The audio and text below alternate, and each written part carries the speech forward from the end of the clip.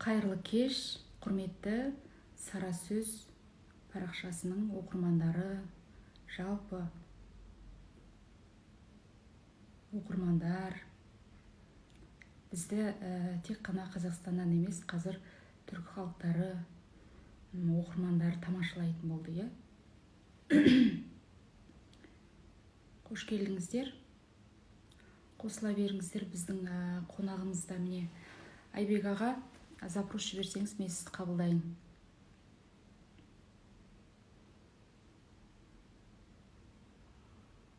Дауыс жақсы болса, естіліп тұрған болса, айта қойыңыздар, Мен жіберуім керекпін ба сізге?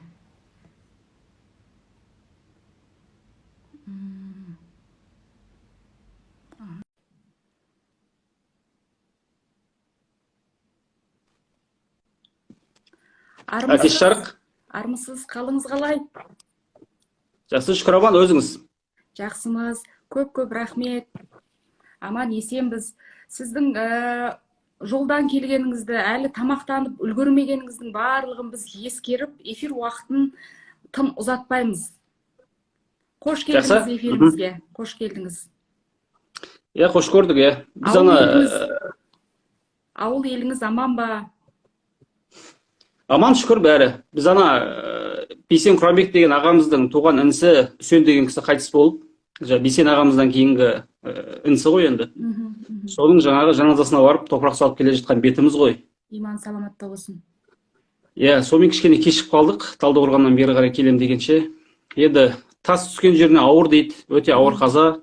Бір жылдың ішінде бір үйден 5 адам қайтыс болып отыр. Бейсен аға қайтыс болды, одан мамасы қайтыс болды, одан әкесі қайтыс болды, одан әжесі қайтыс болды, одан міне туған інісі қайтыс болып отыр. Сондай бір енді қайғылы жағдай. Соны енді Бейсен ағамыз туралы кітап жаздық, кезінде араластық. Сол осыдан 2 ай бұрын ғана бізге естелік айтып отырған кісі еді. Сол ойда жоқта осы неден қайтыс болыпты. Сол, бастай берейік па? Или күтейік па жұртты? Кішкене күтейік. Мен Анадолының төрі Анкарадан жалынды сәлем жолдайын елге. Жақсы. Елді сағынып жүргеннен кейін, осында бір қазақтар келсе, жанымыз қалмай қуанып, бір қазақпен телефоннан сөйлесіп қалсақ та, жүрегіміз жарылатындай жағдайға жеттік. Көп уақыт бола қойған жоқ, 2 айдың ішінде, бірақ бір 2 жыл өткен сияқты кеудемізде бір сағыныш оянып елге деген деп жылап жіберсем бе екен деп қалады дейді. Әрине қалжың, адамдар жиналсын деп жатырмын. Айбек мырза, сізді біз бүгін эфирге еркін форматта сөйлесеміз, сұхбаттасамыз, бір сыралғы құрбылардай сырласамыз деген ниетте шақырдым. Сүбелі сөз, мына арзан сөз айылын жимай тұрған заманда ойлы сөз айтамыз ба, сүбелі сөз айтамыз ба, сара сөз айтамыз ба деп шақырдым. Біздің енді сара сөздің оқырмандарына сіз тым таныс емессіз, өте жақсы таныс емессіз, бірақ біз сіздердің отбасы хрестоматиясы қорының шығарған кітаптарын журналымызда ішінде қиссасын, жаңа кітап шыққанда сайтымызға үнемі жариялап отырамыз. Сондықтан сіз бірінші өзіңізді таныстырып өтсеңіз дұрыс болатын шығар эфирдің басында. Таныстырғанда білмеймін, менің есімім Айбек, өзім Қызылордада туғанмын. Сол жақта Қазал деген жерде дүниеге келдім. Содан сол жақта оқып, кейін осы Алматыға келдік, енді оқу қуып. Содан бері осы Алматыдамыз. Енді негізгі мамандығым филолог менің. Кейін қосымша осы дін саласында оқып алдым, магистратурасын. Содан қазір бірдей мамандығым бар. Тағы не айтайын? Осы отбасы хрестоматиясы деген сериямен кітаптар шығарып жатырмыз. Сол 2013 жылдан бері, енді жақында биыл 8 жыл болыпты ғой енді. Осы бір жобаны қолға алып, осының аясында әртүрлі осындай кітаптар шығарып жатырмыз. Общем, Қанжарғаның командасындамын ғой. Бір сөз айтқанда. Жақсы, істеріңізге сәттілік тілеймін. Міне, соңғы шыққан кітаптарыңыз менің қолымда. Жоқ, ол соңғы емес. Сіз уже неден қалыпсыз трендтен. Бізде соңғы кітап Бейсен Құранбек қазір. Солай ма? Оны естідім, бірақ алдырта алмай жатырмын қазір. Анкарадан Анкараға тікелей келетін адам болмай жатыр да, сонымен алдыра алмай жатыр. Мына кітапты алдырып алып, міне жұлым шығарып оқып бастадық. Өте қызық жазылған екен. Былайша айтқанда, логотерапия кітабының мини нұсқасы. Кішкене өте қарапайым тілде түсінікті жазылған екен. Авторға, отбасы хрестоматиясы қорына көптен көп рахмет айтам. Енді бізді білесіз, біз журнал шығарамыз 5 жылдан бері. Өзіміздің целевой аудиториямыз бар, сол жақты зерттеп жүрген жайымыз бар. Айтыңызшы, соңғы рет қандай газет журналға жазылдыңыз? Немесе қазіргі таңда Жұлдыз, Жалын, мысалы Қазақстан әйелдері деген секілді журналдар неге оқылмай жатыр? Соңғы жазылған журналым менің Балдырған журналы. Онда бізде Нұргүл деген бір жұмыс жасайтын еді, Өлербек. Сол ұсыныс айтып, осы кітапқа жазылыңыздар аға журналға деп. Содан бәріміз жазылғанбыз. Одан бөлек шынымды айтайын, сіздің сара сөзіңізге жазылдым ау деймін. Оның алдында, одан кейін жазылмаппын ешқандай журналға.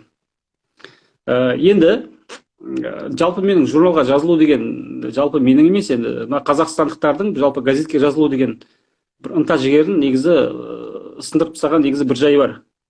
Бұл күштеп жазғызу деген нәрсе. Адам өзі біреу күштеп жазғызатын болса, өзі қырсық жаратылыс қой негізі. Біреу тұрып мынандай қылып жазыл, үйт, бүйт деп жаңағы бір беделін немесе билігін қолданып сөйтіп бір нәрсе жасайтын болса, адам өзі анадан жеркеніп кетеді. Жаңағы итеріп, кері итеріп тұрады. Біздегі жұрттың бәрінің мынау газетке деген симпатиясын өшіріп тастауы, газет журналға деген негативті көзқарас қалыптастыруы негізі анау әкімшілдік, әміршілдік негізі сол саясат қой негізі бәріне алып күштеп жылда жаздыртып. Мысалы биыл декабрь болды, декабрьден бастап мысалы қазір мұғалімдердің бәріне газетке жаздыртып жатыр. Оқушыларға да мысалы. Осы саясат негізі соның салқыны біздегі газет оқу деген нәрсенің жұрттың ынта жігерін негізі өшіріп тастады.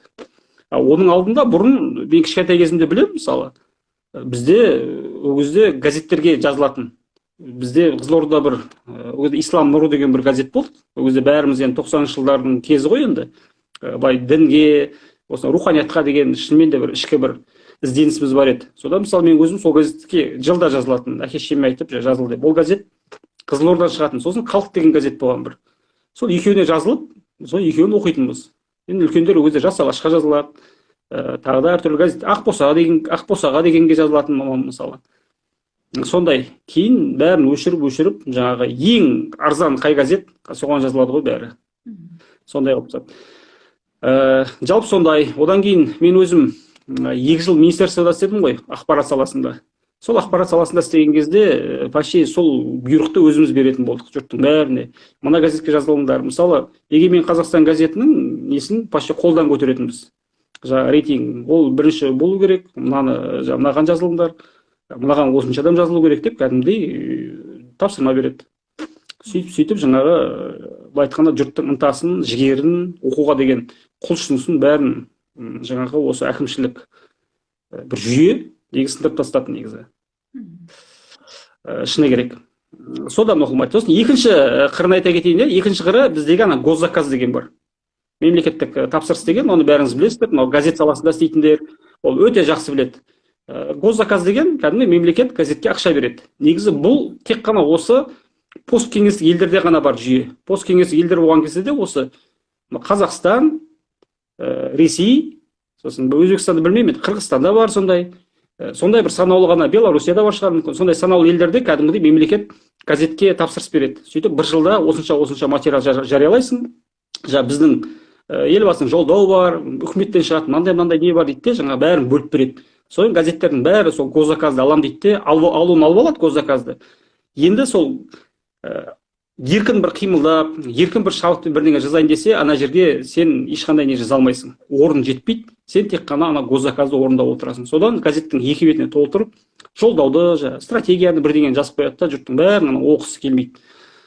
Сөйтіп, қолдан өлтіріп тастады ғой газет деген нәрсені. Бұл да негізгі бір саяси нәрсе. Себебі бұл газет деген жұртты ағартатын, оятатын, сондай зат қой. Мына Америкада болсын, шетелде болсын, кішкентай бір газетке бір мақала шығатын болса, кәдімгідей қоғамда дүмпу туғызады. Қоғамның жалпы көзін ашатын бірден бір құрал ғой. Соны өшіру үшін кәдімгі осы қолдан жасайды. Кәдімгі бір адам билікке келіп, билігін күшейтіп алғаннан кейін, енді біздегі 4-ші билік қой енді, осы газет саласы. Соның бәрін алады да госзаказ деген нені орнатады, системаны сөйтті, мемлекет тек қана ақша беріп, жаңағы газеттерге өзінің несін жазғызып отырады. Оның ұтылатын жері біріншіден газеттер оқырманнан ұтылады, екіншіден ештеңе жаза алмайды, ешбір журналистің былай айтқанда андай бір калека дейді ғой жаңағы, бір мүгедек адам сияқты қылып тастайды журналистердің бәрін, бір шектеулі. Өйткені менің Абылай деген бір жолдас жігіт, біз бірге оқығанбыз, Қалназаров деген, өте жақсы журналист, шынымен де идеясы, несі өте жақсы. Сол кезінде Ана тіл газетінің мысалы редакторының орынбасары болды. Сол кезде күшті нелерді айтады, мен мынаны да жазғым келеді, мынаны жазып келдім деп, бірақ барса соның бірде-біреуін баса алмады. Өзінің газетіне. Неге? Өйткені госзаказ орындау керек. Госзаказ жаңа мына аптада мынаны жариялайсың, мына аптада мынаны жариялайсың деп бәрін көрсетіп береді. Сондықтан ол жерде еркін қимылдауға, еркін жаңағы шабыттануға ешқандай да мүмкіндік бермейді.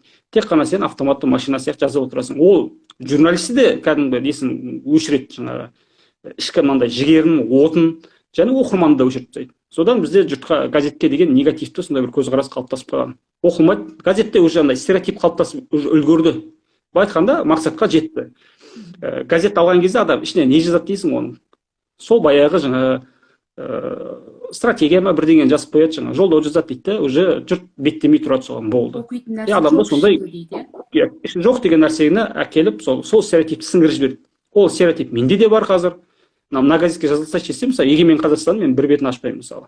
Сондай стереотип мысалы қалыптасып үлгерді. Осыны айтса болады. Бұл енді мынандай диктаторлық, авторитарлы мемлекеттерде ол тән нәрсе. Барлығында бірінші СМИ-ді ол одан кейін барып мына телевидениеде де байқайсыздар ма? Мысалы, мынау 2005 жылдан бастап бірде-бір мынандай бағдарлама жоқ. Адамның ақыл ойын өсіретін, жаңағыдай отырып алып бір нәрсені талқылайтын, тек әзіл қалжың, жаңағы күлкі мысалы. Соны бәрі айтады, мынау жаңағы әзіл қалжың халаулым сияқты передачаны жаппайсың деп. Өйткені жаппайды, неге? Өйткені ол да кәдімгі мемлекеттік бір саясаттың бір түрі. Жұрттың бәрін андай ойлануға, өмір туралы ойлануға, саясат туралы ойлауға мүмкіндік бермейді бірде-біреу. Тек солай ұстап отырады. Ол сондай жүйе. Ол демократиялы мемлекетте ол дамитыны. Сондықтан сондай. Біз сөзіңіз аузыңызда Сара сөз журналы жаңағыдай госзаказ да алмаймыз, разнарядка де жоқпыз. Біз сіз айтып отырған мәселемен мен бетпе-бет өзім кездестім. Журнал шығарғаннан кейін оны тираж жинау керек екен, қаншама қаражат салғаннан кейін. Ал тираж жинауға барған кезімізде разнарядка деген нәрсе болады екен, сол әкімдердің, басшылардың өздерінің арнайы тізімі. Сен сол тізімде болмасаң, сенің журналыңа ешкім жазылмайды, былайша айтқанда. Тендер алу үшін де ол кезде де сенің танысың, тағы біреуін төбеден айтып отыратын, қоңырау шалатын біреуін болу керек екен. Ол да көрдіңіз ба? Айналып келгенде бұның барлығы сыбайлас жемқорлық. Бірақ біз соған қарамастан журналды мемлекеттік заказ алмасақ та, разнарядкаге кірмесек те жүргізіп жатқан жайымыз бар. Неге? Себебі оны түсінетін, ішіне оқитын дүние салғандықтан, мен қалай 5 жыл өмір сүріп жатыр деген өзімнің сұрағыма қазір сіздің айтқан жауабыңыздан өзім сұрақ таптым. Демек, біз журналдың ішінде оқитын дүниелерді салып жатыр екенбіз. Жақсы, мен енді өзімді айтып, өзіміздің журналды айтып мақтанып кетпейін. Қайтадан біз сіздің балалық шағыңызға оралайықшы. Мен сіздің посттарыңыздан бір атаңыздың баласы болғанын, сол кісіге газет журнал оқып беру арқылы өзіңізде көп нәрсе түйгеніңізді ары қарай оқуға ынтаңыздың оянғаны туралы бір жазып едіңіз.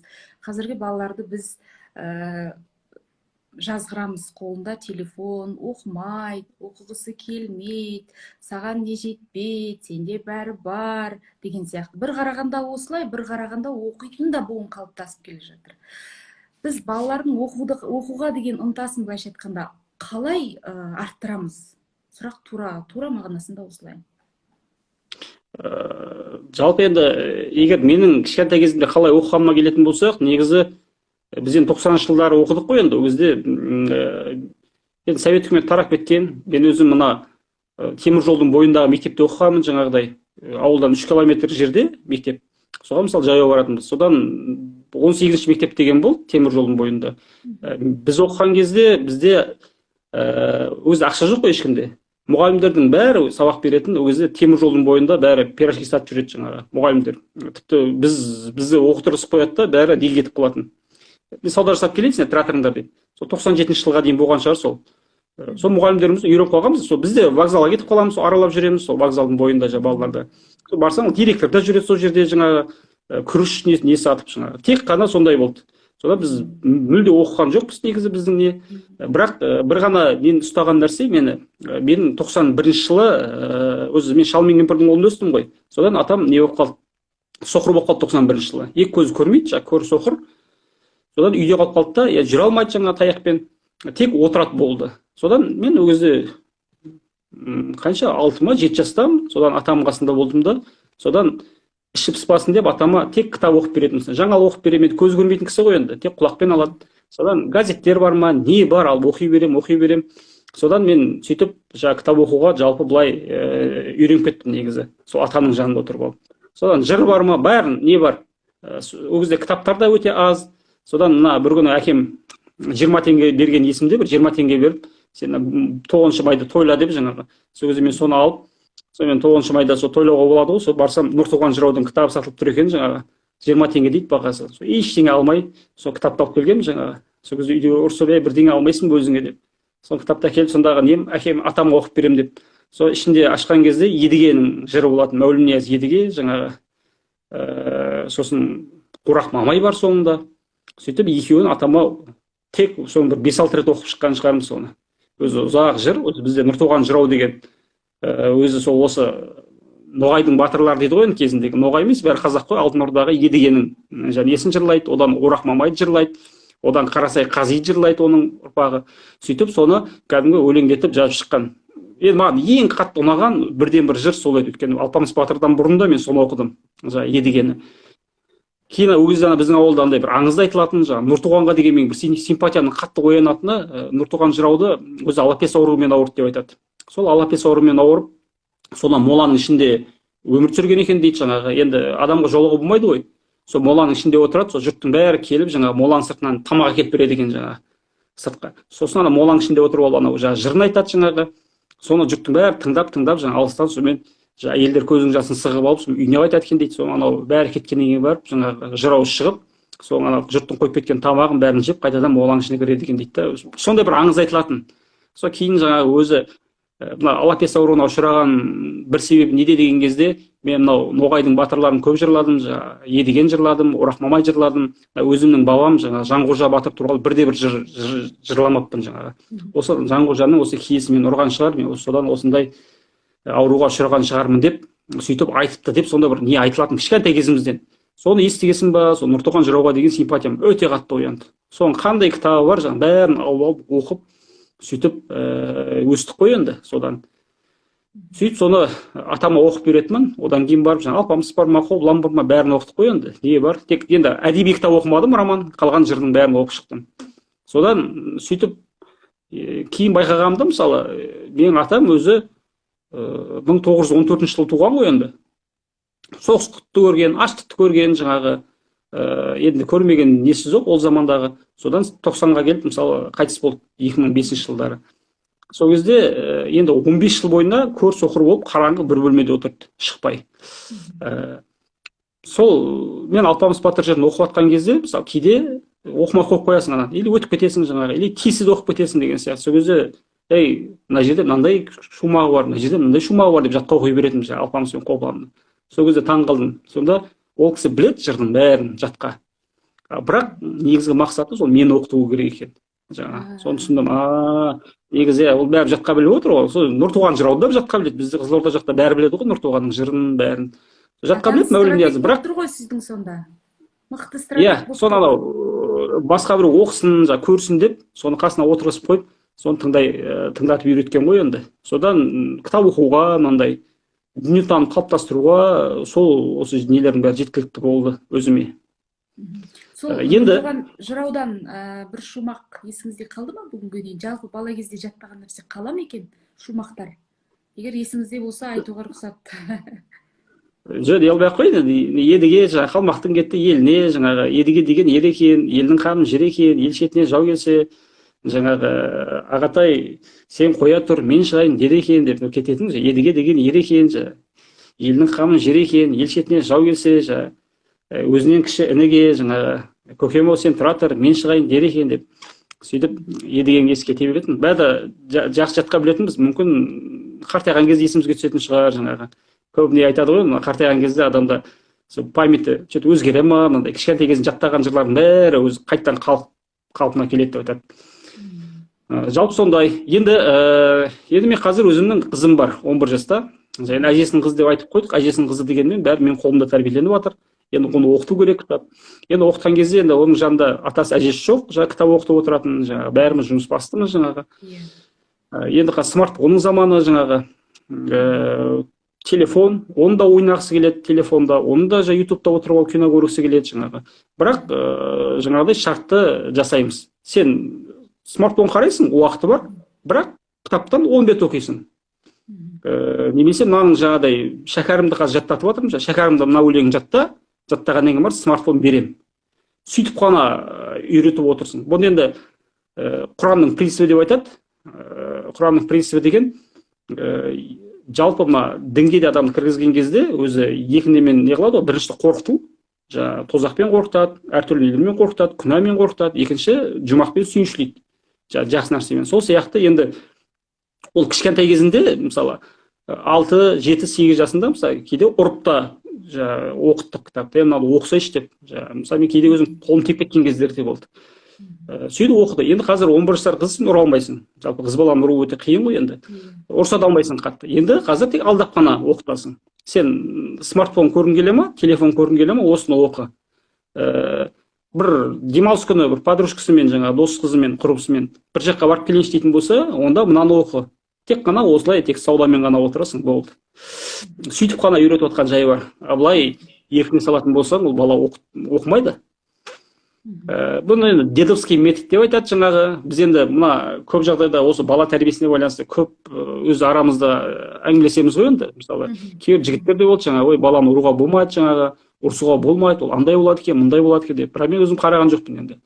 Мүмкіндігінше сол оқу жағына келген кезде кішкене қатал болмасаң, ол сондай. Сосын екіншіден бала деген нәрсе ұмытып кетеді. Мысалы, қазір ұрыссаң, ол кешке дейін ұмытып кетеді ұрысқан затты. Сондықтан да мүмкіндігінше жаңағы енді сен оны жаманды ойламайсың ғой. Сол ұрысып болсын, кішкене алдап сулап болсын, жаңағыдай оқыту керек деп өзім ойлаймын. Дәл осылай Санжарға да оқытып жатыр бала шағасын. Көріп жатқан шығарсыз, кейде ана балаларына жыр жаттатады ғой. Сол кезде айтады, енді әңгімелесіп тұрамыз. Ана Тақырбас деген баласы бар, кішкентай. Сол мысалы әріп танымайды ғой. Әріп танымайды, соған мысалы Алпамыс батыр жырын жаттатып жатыр. Ол да жаңағыдай смартфон көргісі келеді, YouTube көргісі келеді жаңағы. YouTube көретін болсаң, онда мына жерді жатта дейсің.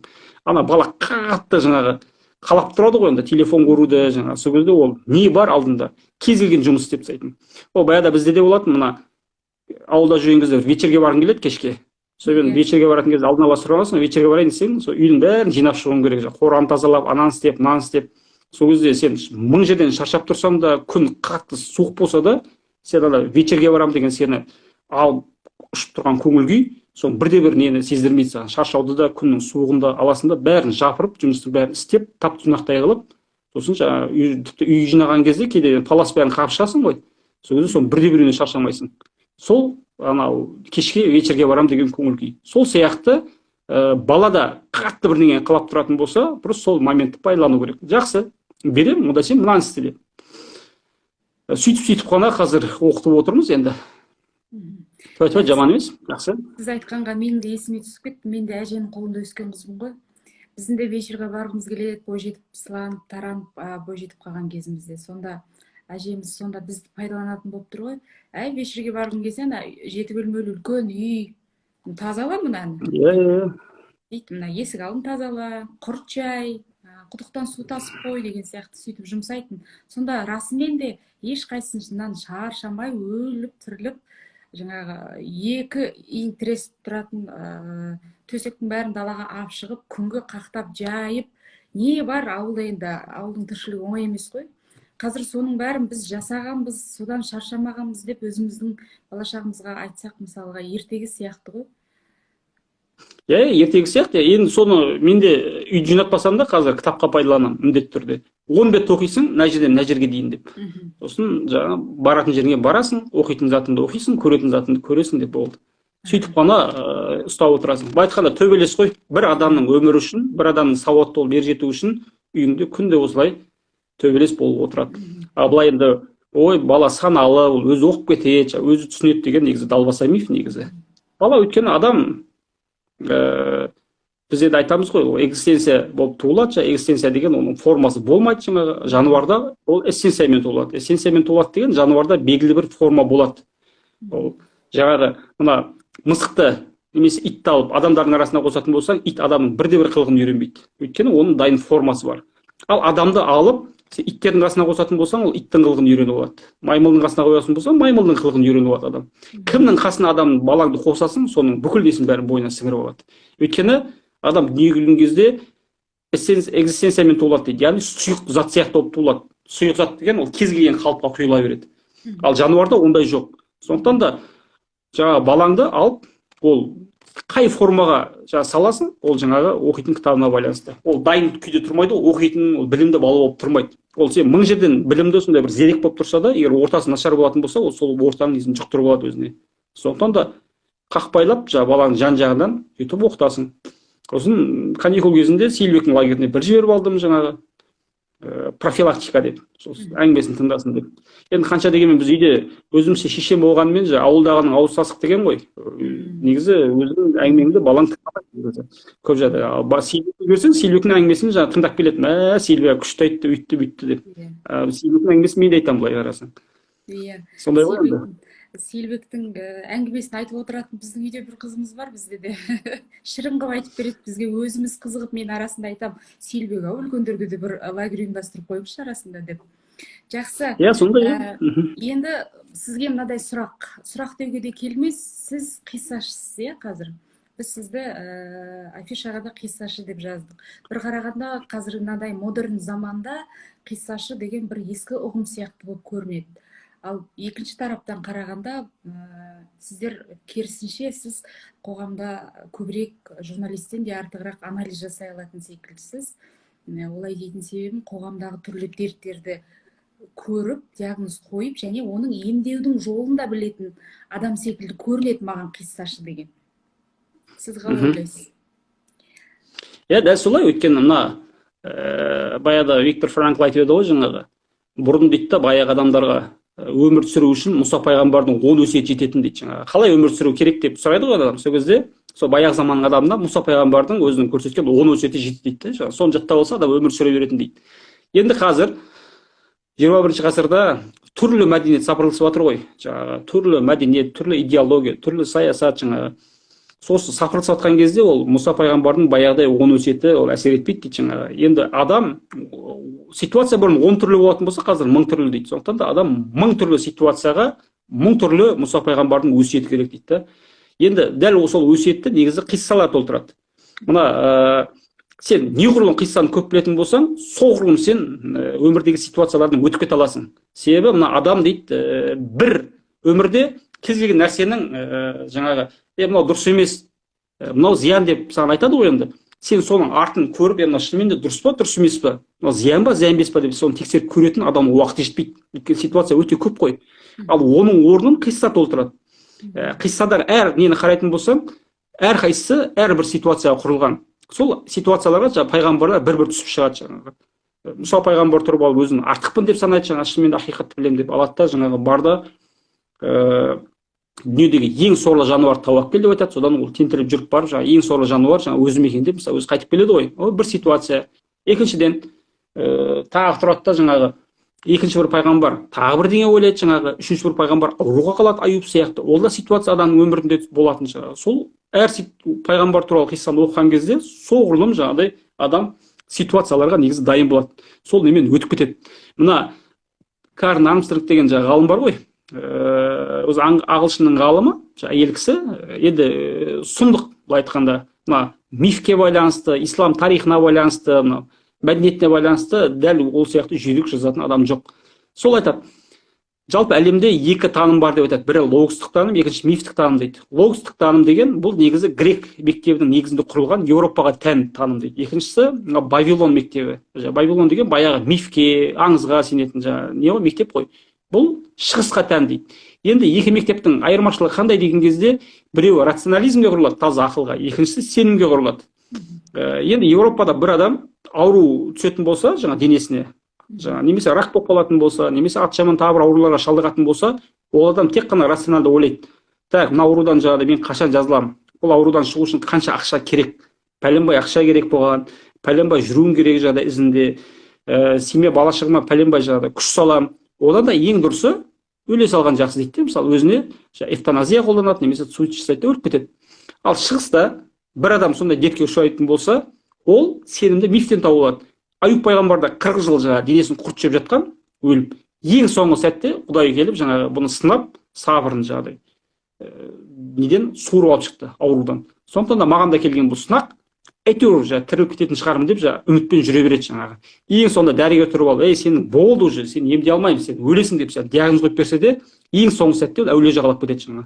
Мүмкін әулиенің басына барсаң тіріліп кететін шығармын, мүмкін емшіге барсаң тіріліп кететін шығармын деп сөйтіп жағалап жүре береді. Екінші, бір бала жетім болып өсетін болса, ол жақта Еуропада таза рационализм ойлайды. Так, жетім болып өстім, өмір сүру өте шанс өте төмен.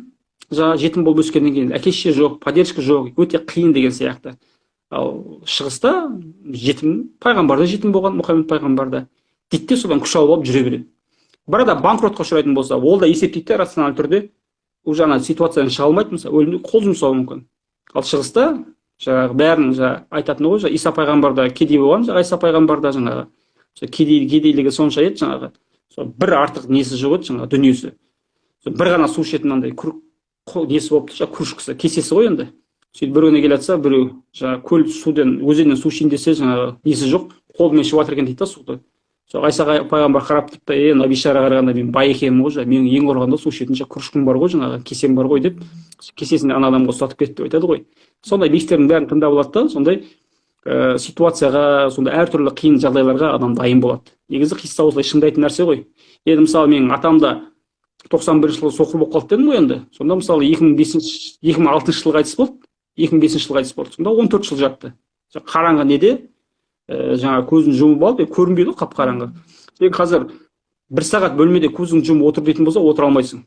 Как будто бір айналаңда жаңалық өтіп жатқан сияқты, қызық нәрсе өтіп жатқан сияқты сондай бір адам алдап тұрады. Ал 14 жыл бойы бір орнынан тұрмай тек осындай соқыр болып отыру деген мысалы ол адамға өте қиын ғой енді.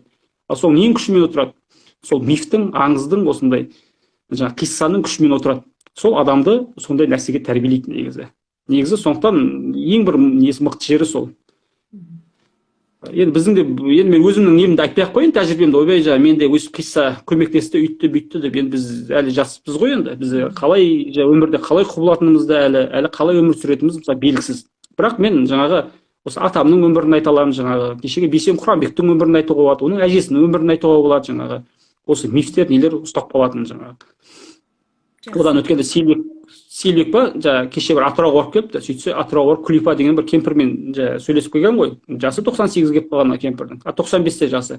Үлкен кісі, соның әңгімесін тыңдап отырмын дейді да, анау соғысты да көрген, аштықты да көрген, күйеуі қайтқан өмірден, ағалары қайтқан, әкесі өлген, енді көрмеген нәрсесі жоқ қой. Өзі 6 рет түсік жасатқан Бірақ соның бәрінен сынбай, мысалы, Тұрқан сонда айтады да енді, сізде осы өзіне қол жұмсау, өмірден депрессияға ұшырау деген сізде сондай бір көңіл күй, сондай нәрсе болмады ма деген ойды. Ана кемпір тұрып, жоқ, ондай нәрсе жоқ бізде. Біз керісінше осындай қиындық келетін болса, пәленше деген пайғамбардың да басынан өткен, ол пәленше деген әулиенің де басынан өткен деп, мысалы, сонымен жүре беретініміз дейді да Вот сондай нәрсе ғой негізі, қиссаның құдіреті. Жақсы, өте жақсы. Енді келесі сұрақ аға, кітап оқу мәселесіне келейікші. Жалпы менің ойымша кітап оқу дегеніңіз өте үлкен еңбек, еңбекті талап етеді. Бірақ қазір бізде кітап оқығаннан гөрі тренингке барғанды жақсы көреді, курсқа қатыса салған жақсы көреді, тағы біреудің вебинарын сатып алған жақсы көреді. Бір арзан, оңай жолдың, оңай олжаның соңында жүрген бір адам қарап отырсаңыз. Осы бір кейде ойлаймын, кедейліктің да бір себебі осы оқымаудан ба? еңбек, өйткені оқу дегеніңіз еңбек қой. Содан да бір біздің кедейлігіміздің, басқа да мына рухани құлдырауымыздың, материалдық кедейлігіміздің астарында осы нәрсе жатыр ма деген нәрсе кейін кезде мазалайтын болды. Енді бізде журналист болғасын жан-жағымызға қарап кішкене анализ жасап жүреміз ғой. Сіз қалай ойлайсыз? Так, сұрақ кітап оқымау туралы ма, әлде курстардың қазір көбейіп кетуі туралы ма әртүрлі? Мына кітап оқуды жаңа еңбек деп айттым ғой. Еңбектенуден қашап, оңай олжа деп көретін болып тұр ғой қазір.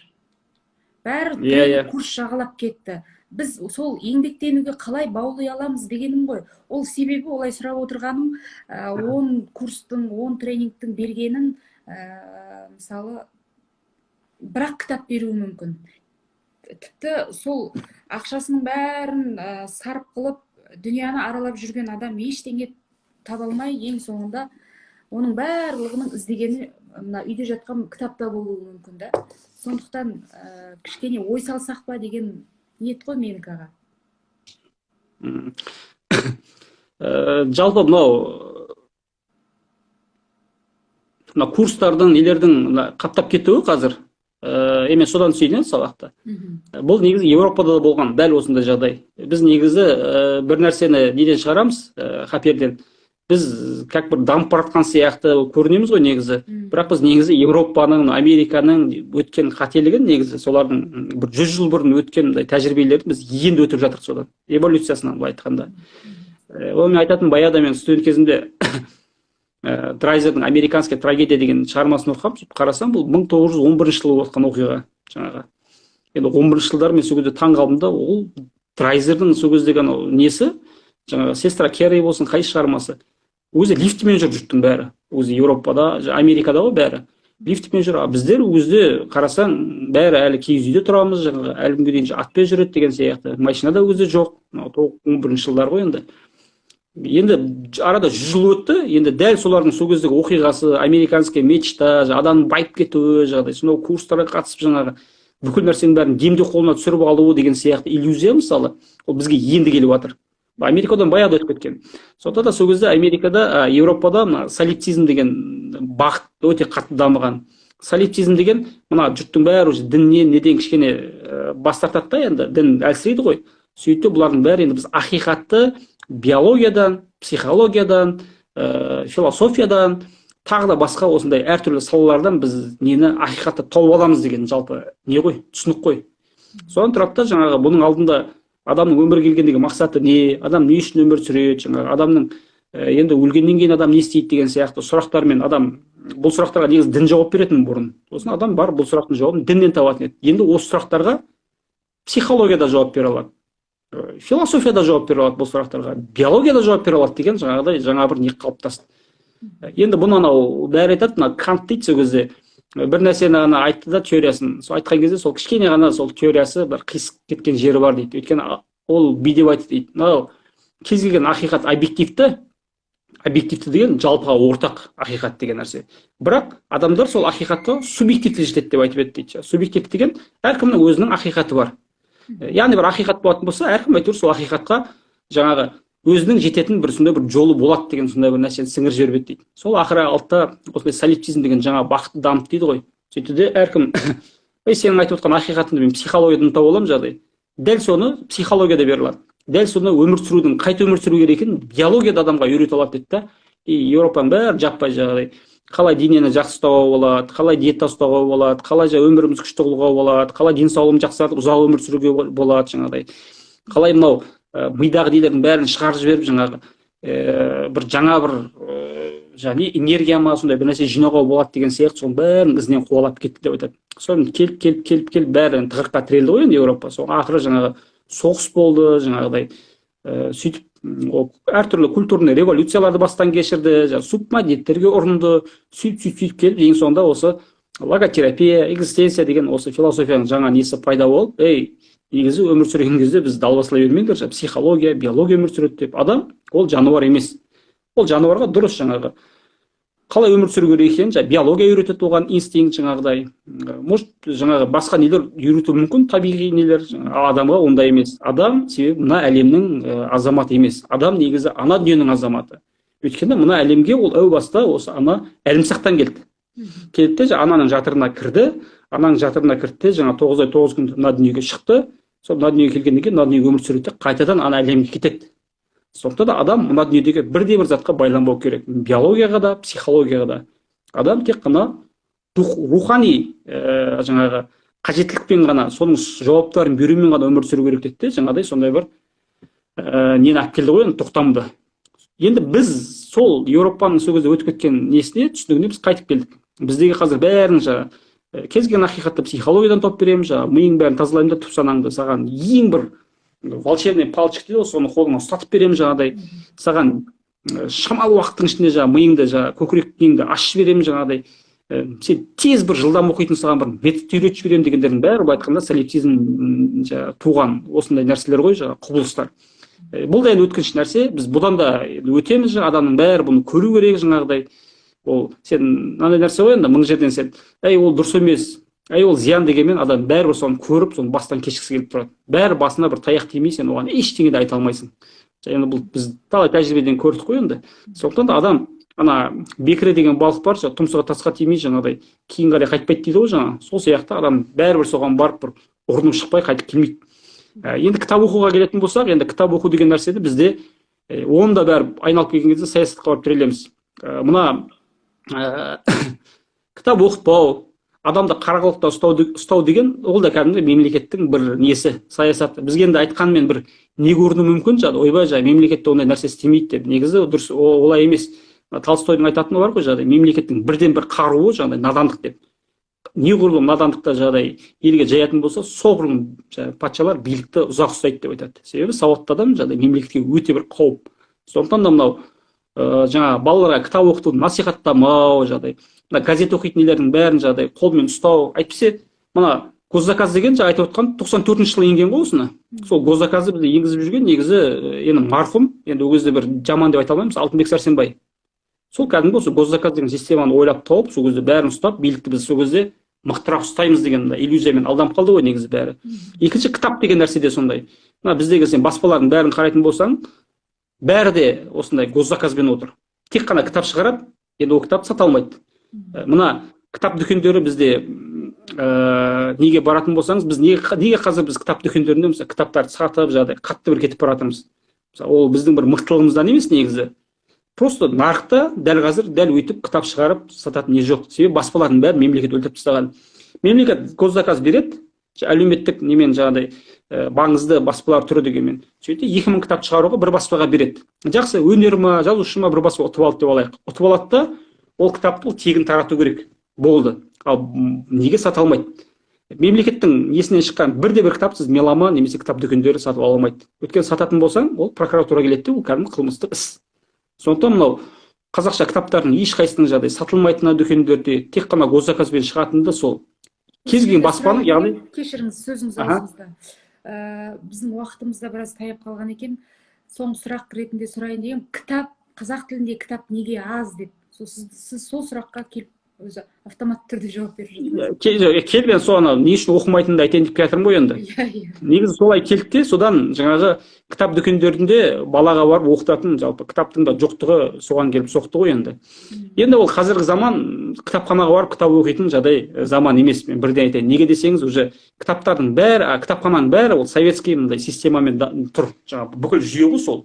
Барсаң бір музейге кіріп кеткен сияқты, жаңағы немесе бір адамдан ауыра тартпайды негізі. Мына сіз Алматыда Ғазиза Құдайберген деген кісінің кітапханасын көрген жоқсыз негізі. Сол бірінші рет шығар сондай кітапхана істеп, евро стильде жаңағыдай. Мысалы маған ұнайтын ол кітапханаға барған кезде сен жатып та оқи бересің кітапты, отырып та оқисың, қай жерге қалайсың, шай ішіп отырып оқуыңа болады.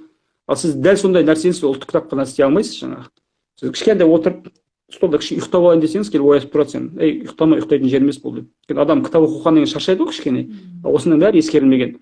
Соның бәрі келіп жаңағы кітаптардың аз болуы, жаңағыдай балаларға насихатталмауы, оқытпауы, мектептік бағдарламалармен қыса беруі осының бәрі жаңағы адамның несін төмендетіп тастады. Енді сіз Түркияда жүрсіз ғой. Енді сізге бір қызық айтайын. Жалпы мемлекеттің мына адамды ағартушылыққа қосатын нәрсесі рычаг мемлекеттің қолында ғой. Бізге ұнаған мемлекет Түркияда 100 кітап деген өзінің бір несі бар, стиль бар. Мына бірінші класстан 11 жасқа бітірген кезде бала соның ішінде 100 кітап оқып шығу керек. Сосын ол кәдімгі аттестатында тұрады. Жаңағы кәдімгі бағалар тұрады ғой, математикадан, физикадан, мынадан қандай балл алды деген кезде сол сияқты кітап оқудан қанша кітап оқыды деген не тұрады. Егер 100 кітап оқитын болса 100 балл қояды, 80 кітап болса 80 балл қояды, 30 кітап оқыса 30 балл қояды. Соған байланысты балды алады. Енді мектепті бала бітіргеннен кейін ол жаңағы дипломын алып кез келген жұмыс орнына баратын болса, ол жердегі жұмыс орны сен бағаларды қараған кезде көп адам білмейді ғой, сен мысалы мұғалімдер көтеріп қойып береді бағаны. Ол жердегілер основной кітапқа қарайды. Бұл бала қаншалықты сауатты, бұл қанша кітап оқыды. Кітап оқығаннан кейін соған қарайды да собеседованиеде жаңағыдай кітаптардан сұрақ қояды жаңағы.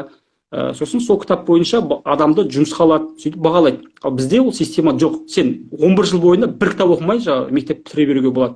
Түркияда ондай емес. Сосын кітап оқыған кезде де олар мынандай нәрсені ескерген.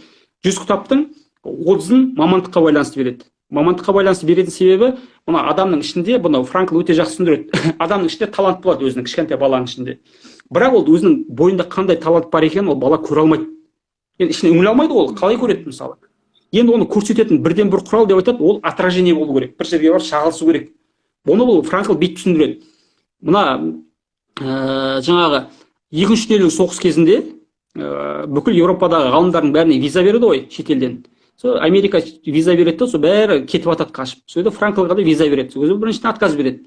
Екінші рет береді. Екіншіде берген кезде бұл визаны алып әке-шешесіне де бер деп сұрайды. Олар бере алмаймыз дейді әке-шешеңе. Тек әйелің екеуіңе ғана беремін дейді. Содан бұл үйіне келеді. Үйіне келген кезде бір терезенің алдында тас тұрады. Мен бұл әңгімені ең жақсы көретін әңгімем, және бүкіл ненің бәрін Франкл осымен түсіндіреді да, жаңа оқиғаның бәрін.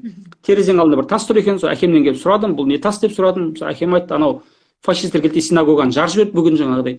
Сөйтіп жарып жіберіп бүйтіп қарасам, мына жерде бір тастың несі жатыр екен, алып көрсем, өлсең де не Мұса пайғамбардың 10 өсиетінің біреуі сол таста тұр екен деп айтады. Сосын Франкл келіп айтады, бұл не өсиет дейді.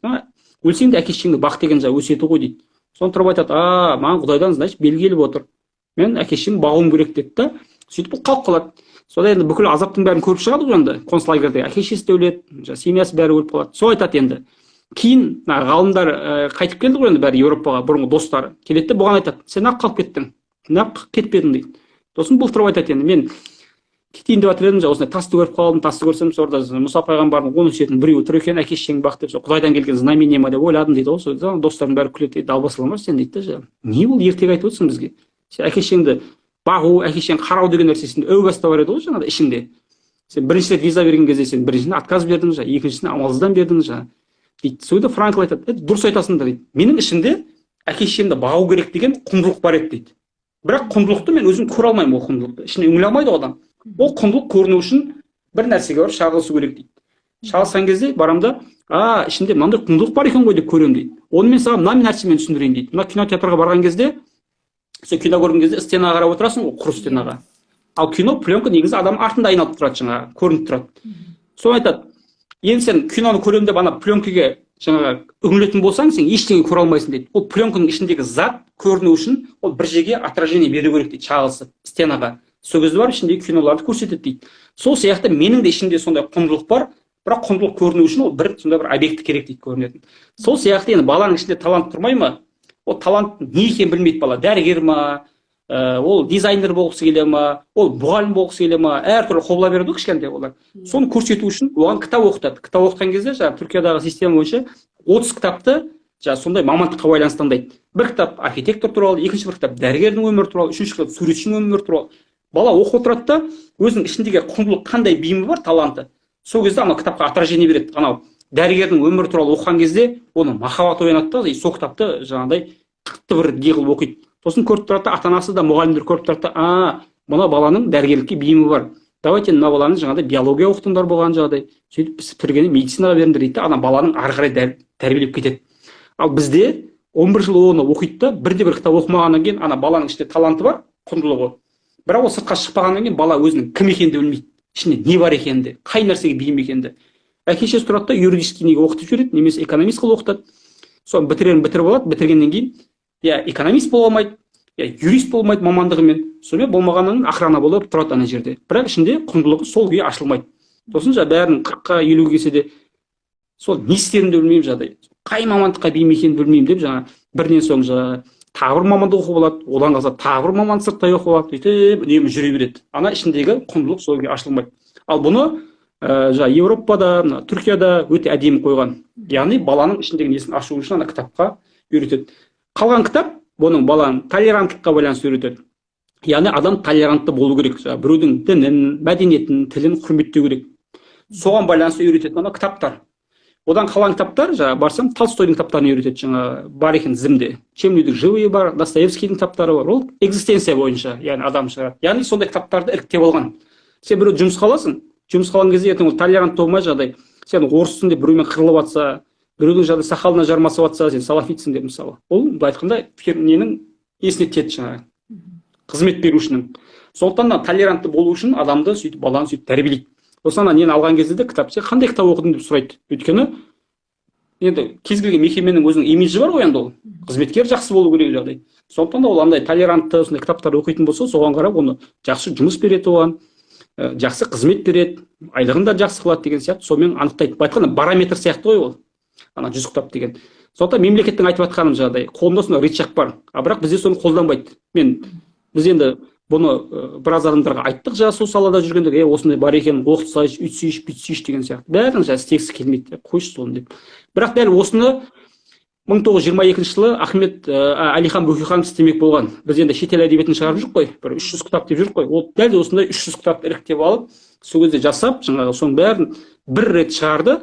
Сол кітаптарды бір рет оқып үлгерген адамдар сол кезде алаш зиялыларының екінші бір буынын қалыптастырып үлгерді. Қай Мұхамеджанов бар ма, кім бар сол кездегі мына нелердің бәрін шыққан академиктер, кейінгі мынау бізде буын деп айтамыз ғой, сол кездегі 80-90 жылдары мықты болған Мұхтар Мағауин, Рымғали Нұрғалиев бәрі сол кітаптар оқып өскен. Екінші буын қалыптастырып үлгерді. Одан кейін ол кітаптардың бәрін архивке салып тығып қойды. Енді оны оқыта алмайсың. Мен ол кітаптарды біз шығарып, мынаны шығарайық деп мемлекетке ұсынсам, мемлекет айттым ғой, бәрі оның саясаты бар. Мына кітаптарды оқыса, жұрттың балаларының бәрі алашшыл болып кетеді, ұлтшыл болып кетеді. Ұлтшыл адам мемлекетке тиімді емес дейді де, бұны ысырып қояды, болды. Сондықтан жалпы сондай кітап оқымайтын бірден бір себебі саясат қой, оқытпайды. Негізі дәл сөйтіп бағалап көру керек. Өйткені балалар андай қазір 21 ғасыр кітап оқымайды деп айта алмайсың. Ол мемлекеттік кәдімгі саясат, мемлекетке дәл сондай адамдар керек, билікті ұстап отыру үшін. Негізі солай сараптап үйрену керек. Барды бар деп айту керек қой енді. Дұрыс айтасыз. Мен сізге бір қызық нәрсе айтып берейін. Біз осында келген кезде қайда баратынымызды білмей, енді қаламен танысу үшін мына ақтарып қарасақ, мына Анкарада көп деген музейдің тізімдері шығады да бізде. Сосын кітапханалардың тізімі шығады. Содан шетінен бір кітапханаға барып бастадым. Ол осы жақында ғана 3-4 жыл бұрын ғана салынған кітапхана екен. Президенттік кітапхана деп айтылады. Бір мезгілде 5000 адамға қызмет көрсете алады. Барсам, ішінде деген адам, жастар деген тола. Мен айтам, оқымайды дейді, жастарды отыр ғой міне, кітап оқып отыр ғой деп таңғалам. Тағы бір кітап іздеп, кітап дүкендеріне барам. Ол жерде де тола. Одан кейін тағы бір таңғалған нәрсе, бізде мысалы сіз секілді менде бала өсіріп отқан, қыз өсіріп отқан адам, ата-анамын ғой. Мысалы, мектеп тарапынан ешқашан қызыңызды музейге алып барайын деп едік деп рұқсат сұрап, немесе бір билет сұраған кезде есімде жоқ. Ал мұнда мен келіп түрік тарихи музейі дейсіз ба, бірнеше музейге бардым. Өзі Анкара 8 миллион халқы бар, 21 ауданы бар, сондай өте үлкен жер. Музей одан да көп, мен қазір 5-6 музейін ғана көрдім, ол жерде бала да тола. Сонда ол музейге барған кезінде қараңыз енді, музейде тарихы тұрады. Тарих туралы айтылады мемлекеттің. Ал өзінің тарихын білген бала, патриоттық сезімі, рухы биік болады ғой.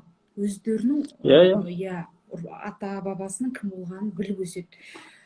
Бізде музей саласының жағдайы қандай жағдайда екенін өте жақсы білесіз. Осындай айырмашылықтар бар екен. Мен оның барлығын енді келгенім әлі көп уақыт болған жоқ, бірақ зерттеп бізге де ұсынса болады екен ау деп қарап жүрген жағдайым бар. сіздің мәнді, мағыналы, өте шырынды әңгімеңіз үшін көп рахмет. Уақыт деген таяп қалды. Мынау 1 сағат, мен ойлағам сізді жарты сағат қана сөйлетемін деп, жарты сағат емес, қазір уже 1 сағат болып жатыр екен. Мен эфирді сақтап үлгерейін, сақтаңыз деп жатыр. Бір 2 минут сөз берейін сізге. Не айтасыз, бұл эфирді біз сериямен жасаймыз ғой деймін. Өйткені менің қаншама сұрағым бар еді, бәрі қалып кетті. Жоқ, эфир делғаннан гөрі мындай еркін тақырып деген негізі ауа жайылып кетеді. Сосын адамның көбінесе есінде де қалмайды бұл еркін тақырып. Бір рет тыңдайды да адам, дейді. Негізі бұны бекіту үшін бұл жалпы кез келген ойды, тақырыпты негізі бір шығарма болу керек. Мен үнемі шығарма талдайтыным сол ғой. Ана шығарманы оқыған кезде адамның есінде қалады. Негізі әңгіме мынандай екен ғой деген сияқты. Ал қазір біздің еркін әңгімені тыңдайды, бір аптадан кейін барып не айтты десең көбісі ұмытып қалады. Ал егер бір шығарманы талдайтын болса, ол негізі адамның есінде қалады негізі.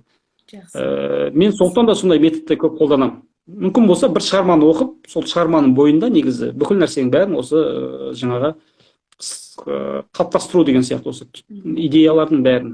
Біз оқырмандарымызға бірінші сізді танытып алайық. Алғашында бұл енді алғашқы эфир ғой сізбен жасап отырған. Емін еркін кішкене үйренісіп алайық деген ниетпен жасадық. Бұйырса ондай шығармаларды алдағы уақытта көптеп талдаймыз деген ниеттемін. Көп рахмет сізге. Ел аман болсын. Жарайды, жақсы, аман болыңыздар. Істеріңізге сәттілік тілеймін. Аман болыңыз. Жақсы, аман бол. Жақсы.